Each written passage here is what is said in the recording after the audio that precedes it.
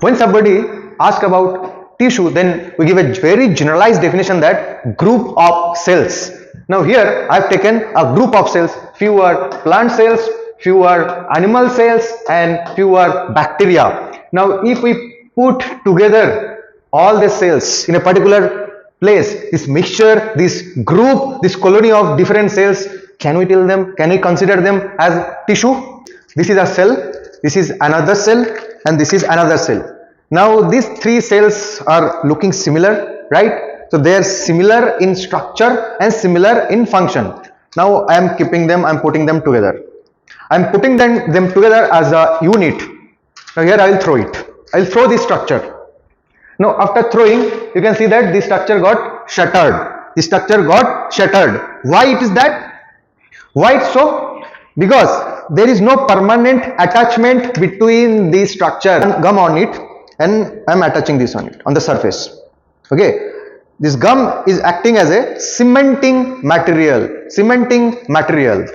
Now they are permanently attached with each other. After this also, after applying force on them, they are not getting shattered here. The reason behind this, because if we count this each matchbox as a individual cell, now after putting gum, after putting cementing material, they are firmly attached with each other, making a intact unit. So this is the concept of tissue.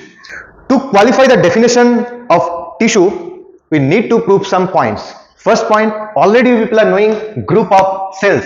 Second point, those cells will be of similar function, similar structure. Most importantly, all these cells should come from a same origin. So similar origin is one of the most important feature defining tissue. Now this gum is acting as a cementing material.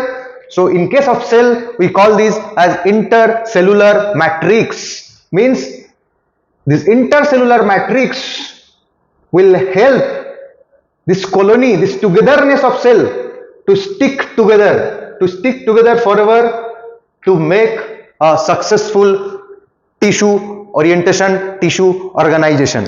Epithelial tissue made up of flat tiles-like cells, squamous epithelium.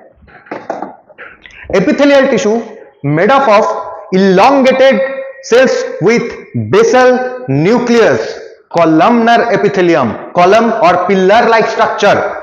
Epithelial tissue made up of box-like cuboidal cells, cuboidal epithelium or germinal epithelium, as because they forms germinal layer of testis and ovary.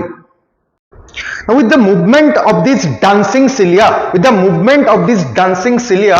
it can channelize air particles into our respiratory tract, into trachea. And when we talk about fallopian tube or oviduct, it can channelize the ovum. It plays football with the ovum towards ampulla isthmus junction. If you observe sandwich, you will be seeing numerous layers, layer 1, layer 2, layer 3, layer 4.